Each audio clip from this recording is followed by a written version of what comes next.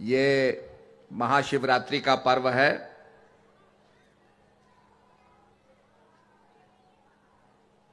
और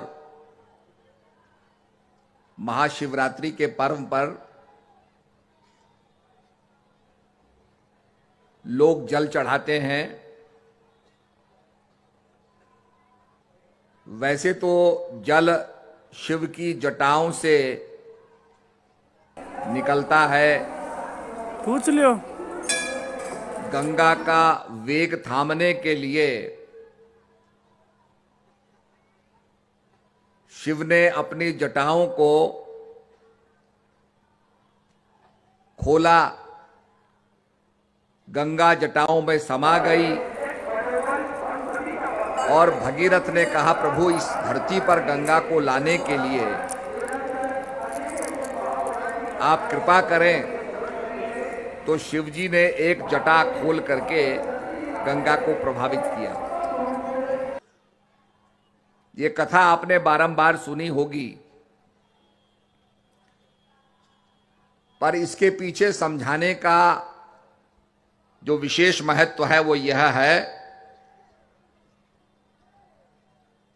कि शिव से ही जल का प्रारंभ होता है, उद्गम है।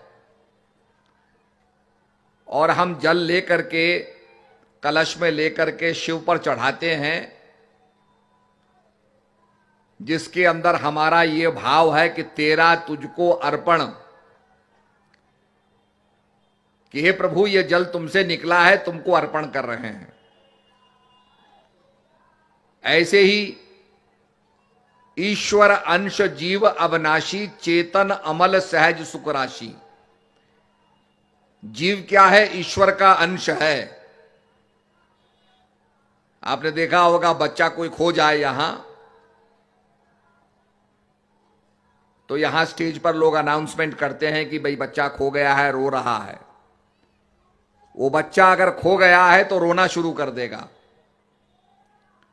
क्योंकि मां जो उसकी जननी है, जो उसकी अंशी है, उससे उसका अंश, उसका पुत्र, उसका लड़की, उसका बच्चा जुदा हो गया।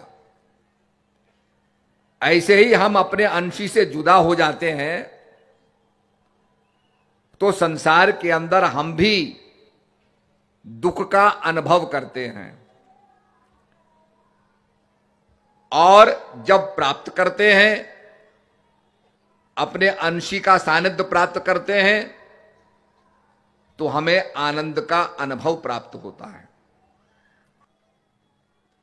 तो प्रेमी सज्जनों, महाशिवरात्रि में आप जानते हैं जहर तो सबको पीना पड़ता है।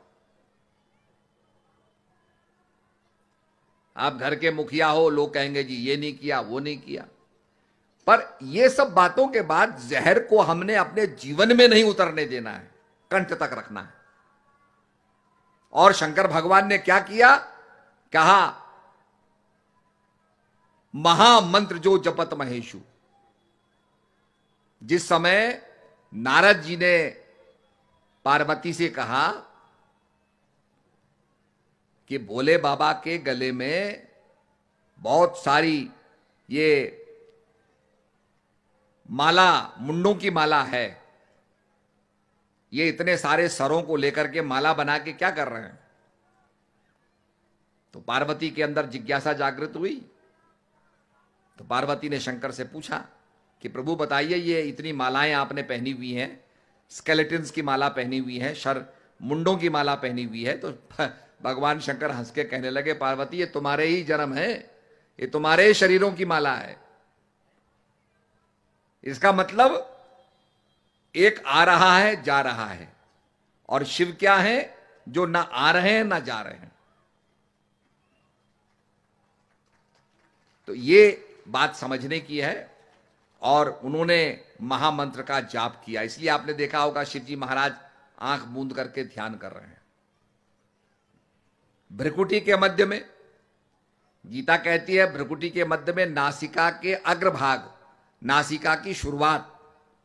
अब कुछ लोग नाक को ही, उठी हुई नाक को ही उसकी बिंदी को मान लेते हैं, पर वहां का नासिका का अग्रभाग, नासिका जहां से शुरू होती है, दोनों बाहों के बीच में जो तीसरा नेत्र का स्थान है जहां पर हम चंदन लगाते हैं, इसीलिए चंदन लगाते हैं।